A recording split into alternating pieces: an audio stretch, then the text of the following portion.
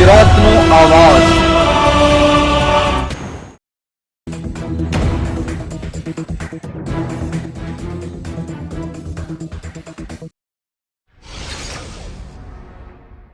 ઝઘડિયા તાલુકા court ખાતે વકીલશ્રીઓને ઈ-કોર્ટની તાલીમ આપવામાં આવી।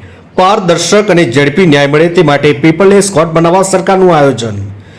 ઝઘડિયા તાલુકા કોર્ટ ખાતે આજરોજ નામદાર સુપ્રીમ કોર્ટના આદેશ મુજબ દેશની તમામ કોર્ટોને ઈ-કોર્ટમાં ફેરવી ઝડપી પારદર્શક ન્યાય મળે તે હેતુથી પેપરલેસ કોર્ટ બનાવવા આપવામાં આવી હતી।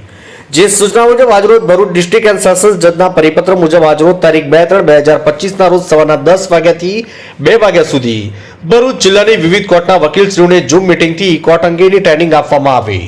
ઝઘડિયા કોર્ટ ખાતે પ્રેક્ટિસ કરતા દરેક વકીલશ્રીઓને આ ઝૂમ મિટિંગમાં જોડાવા માટેનો પરિપત્ર આપવામાં આવ્યો હતો।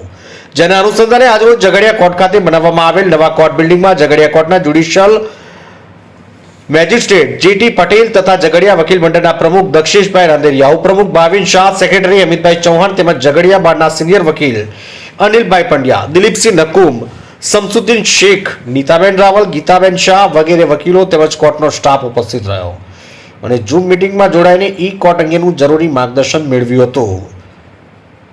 ઝઘડિયાથી જયશીલ પટેલની સાથે ગ્યાસુદ્દીન શેખનો રિપોર્ટ।